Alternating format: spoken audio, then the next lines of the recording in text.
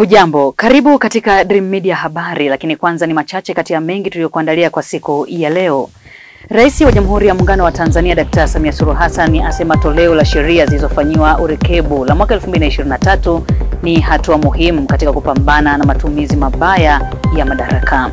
Waombolezaji tayari wameanza kuwasili katika kanisa kuu la St. Peter's Basilica kwa ajili ya kutoa heshima zao za mwisho kwa Papa Francis, ambapo imeelezwa kuwa zaidi ya watu 20,000 wamekusanyika katika eneo la mji huo.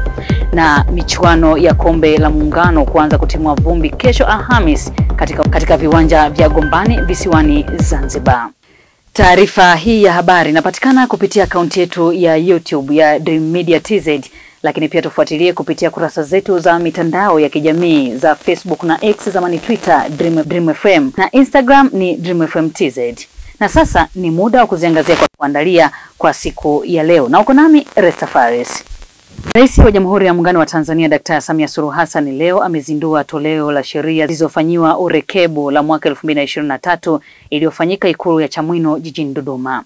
Rais Dr. Samia amesema kuwa uzinduzi wa toleo jipya la juzuu la sheria zilizofanyiwa marekebisho ni hatua muhimu katika kupambana na matumizi mabaya ya madaraka na kuongeza uwazi katika utawala wa sheria nchini. Aidha, kiongozi huyo mkuu wa nchi amesema kuwa sheria hizo zilizoboreshwa zitaziba mianya ya kisheria ambapo hapo awali ilikuwa ikitumiwa na baadhi ya watu kwa manufaa binafsi, ikiwa ni pamoja na kuchochea vitendo vya rushwa. Sikilize Rais Dr. Samia wakati akihutubia hafla hiyo. Kwa tukio hili tunalolifanya leo, kuzindua urekebu wa sheria zilizojumuisha mabadiliko yote yaliyofanyika katika sheria kuanzia mwaka 2003 hadi Disemba 2023, linakwenda kurahisisha upatikanaji wa haki kwa wananchi, na kwamba sheria zote kuu 446 zimehusishwa kwenye mabadiliko haya.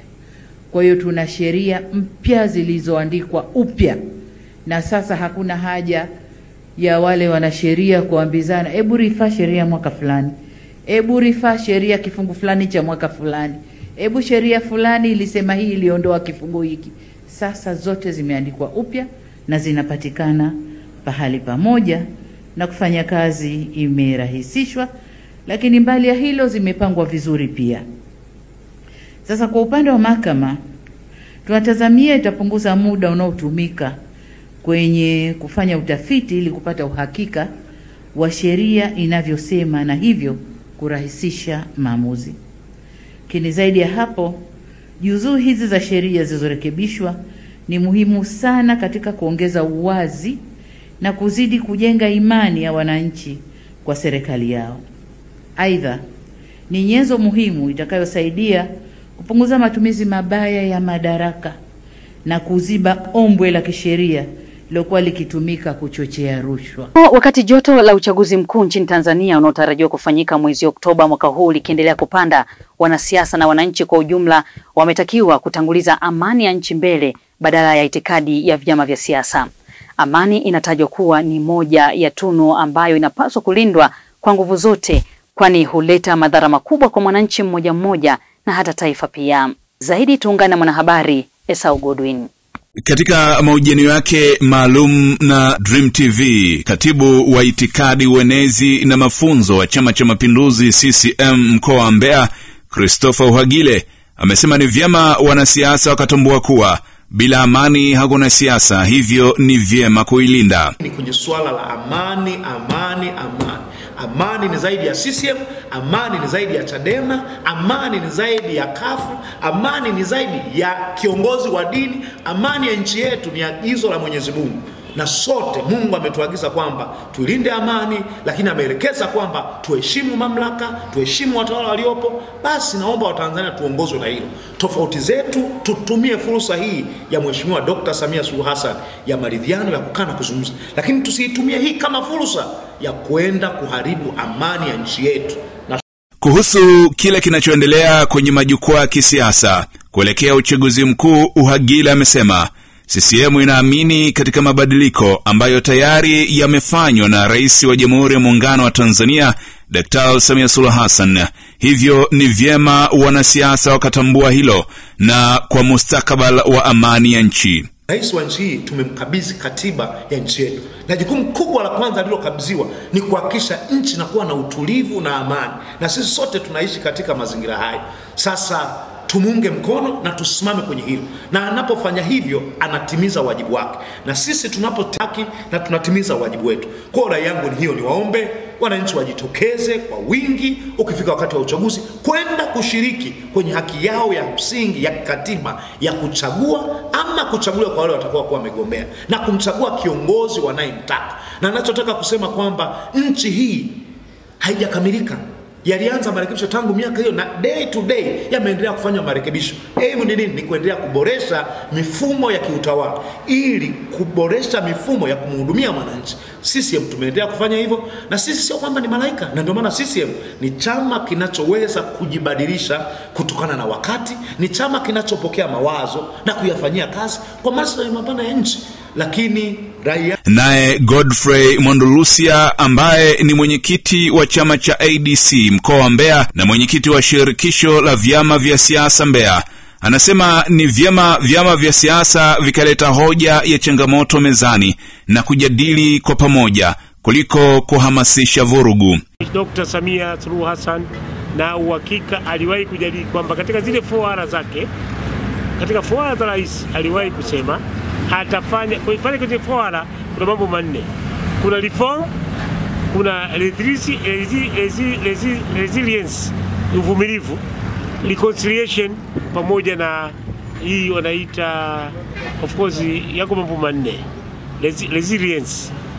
Sasa hii cha reform mama alishaisema kipaumbele changu mimi hiyo ataifanya. Sasa lugha inayotumika ndiyo inaleta shaka. Mpaka sasa imesalia miezi 6 kufikia uchaguzi mkuu wa rais, wa bunge na madiwani unaotarajiwa kufanyika Oktoba mwaka huu. Esau Godin, Dream TV habari. Spika wa Bunge la Jamhuri ya Muungano wa Tanzania Tulia Ackson ameagiza shauri la waziri wa TAMISEMI Mohamed Mchengerwa na mbunge wa Arusha mjini Mrisho Gambo kuhusu madai ya uwepo wa ubadhirifu wa fedha kwenye ujenzi wa jengo la utawala mkoani Arusha kujadiliwa katika kamati ya haki, maadili na madaraka ya bunge ili kupata mwafaka. Hatua hiyo imejiri baada ya jana Aprili 22 mwaka huu waziri Mchengerwa kuhitimisha mjadala wa bajeti ya ofisi yake na kutoa ufafanuzi wa madai hayo kuwa hakuna upotevu wa fedha yoyote. Zaidi mwanahabari Sara Mambepo anasimulia zaidi. Ni mkutano wa 19 wa bunge la 12 ambao ulikuwa ukiendelea bungeni jijini Dodoma, ambapo spika wa bunge la Jamhuri ya Muungano wa Tanzania Dr. Tulia Ackson ameagiza shauri la waziri wa nchi ofisi ya rais tawala za mikoa na serikali za mitaa TAMISEMI Mohamed Mchengerwa na mbunge wa Arusha mjini Mrisho Gambo kuhusu madai ya uwepo wa ubadhirifu wa fedha kwenye ujenzi wa jengo la utawala mkoani Arusha kujadili katika kamati ya haki, maadili na madaraka ya bunge ili kupata mwafaka. Waheshimiwa wabunge, jambo hili kwa sababu kama nilivyosema, mheshimiwa mbunge alipata nafasi ya kusikilizwa mchango wake na alisikilizwa mpaka mwisho. Nikatoa nafasi kwa serikali ili ilete taarifa bungeni. Imeleta taarifa serikali kupitia waziri na imesomwa hapa. Mheshimiwa Gambo inaonekana kwenye ile taarifa iliyosomwa na serikali, yeye anasema waziri amedanganya kwenye taarifa yake. Kwa hivyo jambo hili kwa sababu mimi sina uwezo sasa hapa wa kuanza kufuatilia kila mmoja, nalipeleka kwenye kamati yetu ya kudumu ya bunge ya maadili, kule wataenda kusikilizwa. Sawa. Kwa hivyo kamati yetu ya haki, maadili na madaraka ya bunge itaanza kazi mara moja, na leo ngoja niangalie vizuri. Leo ni tarehe ngapi jamani?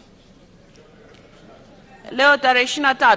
Kazi hii ifanyike, wiki ijayo watapewa nafasi ya kuleta hiyo taarifa hapa bungeni. Na mnazijua kanuni zetu vizuri kwa sababu ndo tuko mwishoni sasa hivi. Kwa hiyo hamna mtu atakuwa hazijui hizi kanuni. Kwa hivyo kamati yetu itawasikiliza, alafu itakuja ituambie nani muongo hapa ndani, na kisha hatua zitachukuliwa baada ya hapo.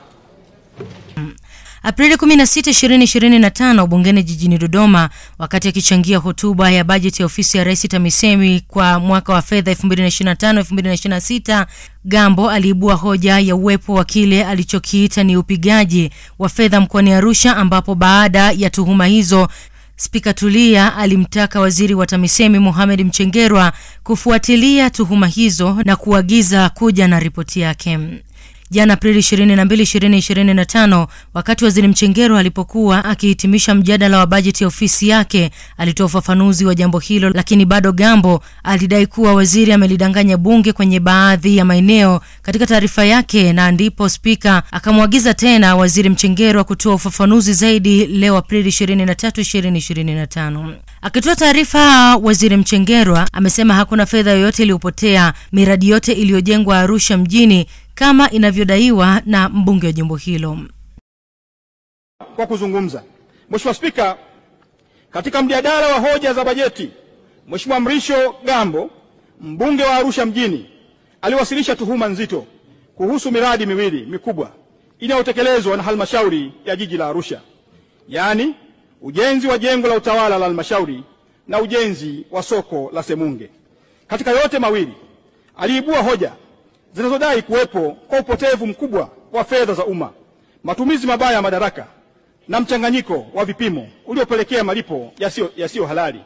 Mheshimiwa Spika, kwa heshima kubwa, kwa heshima ya bunge hili na kwa maslahi ya taifa, nina wajibu wa kuweka bayana ukweli wa mambo haya. Taarifa ya uchunguzi na ufuatiliaji imekamilika. Kwa kibali chako, Mheshimiwa Spika, tutakuwa tayari kuiwasilisha mbele ya bunge lako hili tukufu kwa namna utakavyoona inafaa. Lakini kwa unyenyekevu mkubwa, niruhusu niseme maneno ya mwisho kabisa.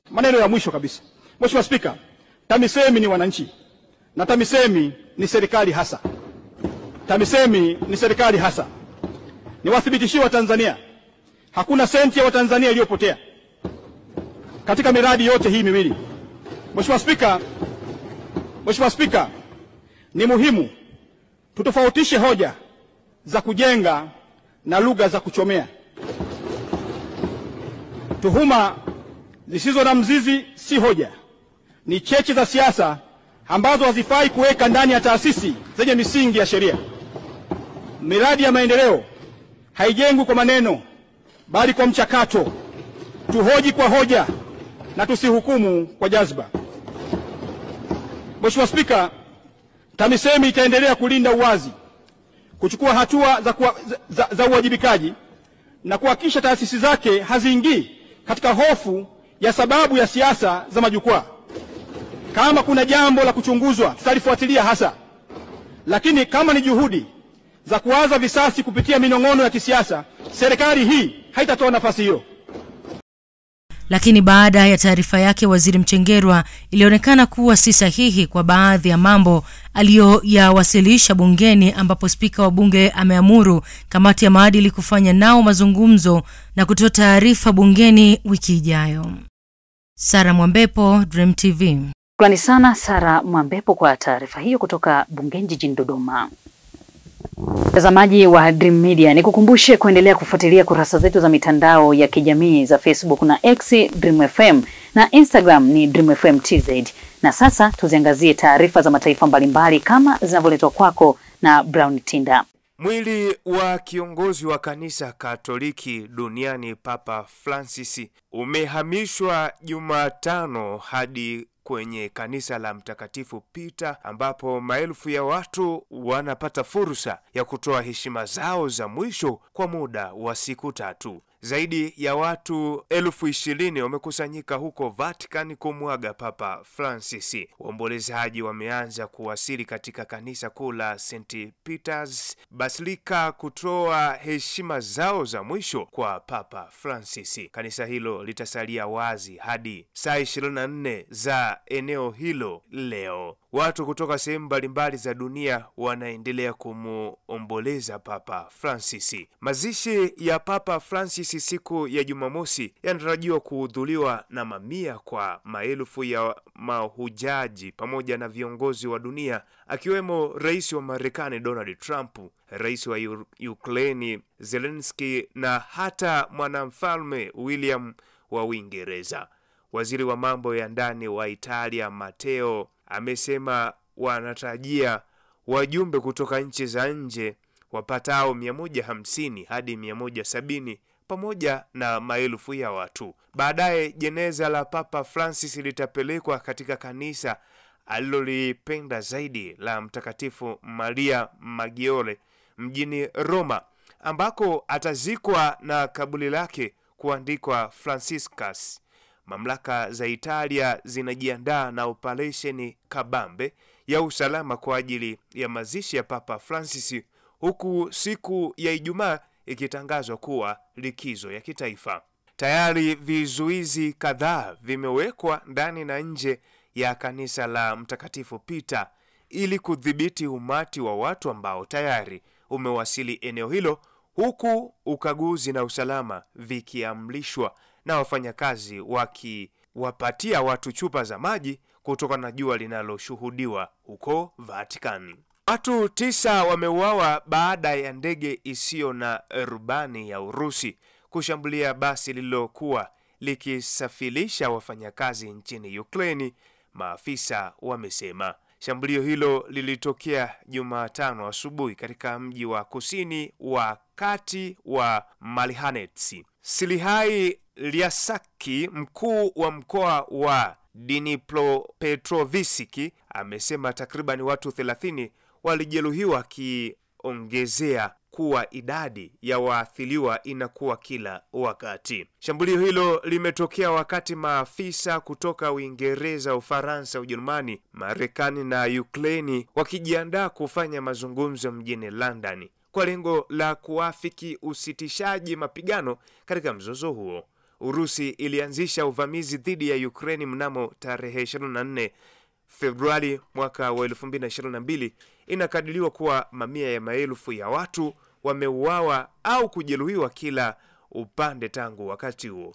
Rais wa Urusi Vladimir Putin alikuwa ametangaza kusitisha mapigano kwa saa 30 kwa Jumapili ya Pasaka. Hata hivyo, kila upande ulimtuhumu mwenzake kwa kuvunja mapatano hayo. Mwezi uliopita, Moscow ilikuja na orodha ndefu ya masharti kukubali usitishaji vita ambao ulikuwa umekubaliwa na Marekani na Ukraine. Na upinzani nchini Uturuki umewataka wafuasi wake kukusanyika nje ya majengo ya bunge mjini Ankara leo kupinga marufuku iliyotangazwa rasmi dhidi ya mikusanyiko. Kiongozi wa chama kikuu cha upinzani cha CHP Özgür Özel amesema atahutubia nje ya bunge wakati nchi hiyo ikiadhimisha leo siku ya uhuru wa taifa. Özel amewaambia wafuasi wa chama hicho kujitokeza kwa wingi leo alasili, akisisitiza kwamba raia ndio wenye mamlaka ya taifa hilo. Meya wa mji wa Istanbul aliyekamatwa mwezi mmoja uliopita kwa tuhuma za rushwa, Ekrem İmamoğlu, ambaye ni mgombea urais wa chama cha CHP mwaka wa 2028, pia ametoa wito akiwa gerezani wa kutaka Waturuki washiriki maandamano hayo. Huyo ni Broni Tinda katika habari za mataifa mbalimbali. Na katika michezo tunaarifiwa kuwa michuano ya kombe la muungano kuanza kutimua vumbi hapo kesho Alhamis katika uwanja wa Gombani visiwani Zanzibar. Huyo hapa Johnny Jerome akikuletea mkusanyiko wa habari za michezo. Katika michezo kubwa zaidi ni kwamba michuano ya Muungano Cup inatarajiwa kuanza kutimua vumbi siku ya kesho katika uwanja wa Gombani huko Pemba, Zanzibar, huku mchezo mmoja ukitarajiwa kuchezwa majira ya saa 11 ukiwakutanisha KVZ dhidi ya Singida Black Stars kutoka Tanzania bara. Ikumbukwe bingwa mtetezi wa michuano hii ni klabu ya Simba, ambapo alifanikiwa kuchukua ubingwa msimu jana, lakini mwaka huu hajaweza kushiriki mashindano haya ya Muungano Cup kwa sababu yupo kwenye mashindano ya kombe la shirikisho barani Afrika, ambapo kwenye kombe hilo la shirikisho barani Afrika anatarajiwa kucheza mnamo tarehe 27 ya mwezi Aprili mwaka 2025. Kwa hiyo mashindano haya hayatakuwa na bingwa mtetezi ambaye ni klabu ya Simba. Na katika habari za kimataifa, kubwa zaidi ni mwendelezo wa ligi kuu nchini Uingereza, ambapo siku ya leo kutakuwa na mchezo mmoja ambao unawakutanisha klabu ya Arsenal dhidi ya Crystal Palace. Kumbuke pia siku ya jana kulikuwa kuna mchezo mmoja ambao ulichezwa majira ya saa 4 usiku, ambapo uliwakutanisha klabu ya Manchester City dhidi ya Aston Villa, ambapo klabu ya Manchester City iliibuka na ushindi wa mabao 2-1 na kuendelea kutafuta nafasi zile 4 ambazo zinaongeza ushiriki wa michuano ya ligi ya mabingwa barani Ulaya. Sana John Jerome kwa mkusanyiko huo wa habari mbalimbali za michezo. Na kabla ya kuhitimisha Dream Habari, nikukumbushe tena machache kati ya mengi tuliyokuandalia kwa siku hii ya leo. Rais wa Jamhuri ya Muungano wa Tanzania Dr. Samia Suluhu Hassan amesema toleo la sheria zilizofanyiwa urekebu la mwaka 2023 ni hatua muhimu katika kupambana na matumizi mabaya ya madaraka. Waombolezaji tayari wameanza kuwasili katika kanisa kuu la St. Peter's Basilica kwa ajili ya kutoa heshima zao za mwisho kwa Papa Francis, ambapo inaelezwa kuwa zaidi ya watu 20,000 wamekusanyika katika eneo la mji huo. Na michuano ya Kombe la Muungano kuanza kutimua vumbi hapo kesho Alhamis katika uwanja wa Gombani visiwani Zanzibar. Huo ndio mwisho wa Dream Media Habari. Endelea kutufuatilia kupitia kurasa zetu za mitandao ya kijamii za Facebook na X Dream FM, na Instagram ni Dream FM TZ, na kupitia akaunti yetu ya YouTube ya Dream Media TZ. Kwaheri.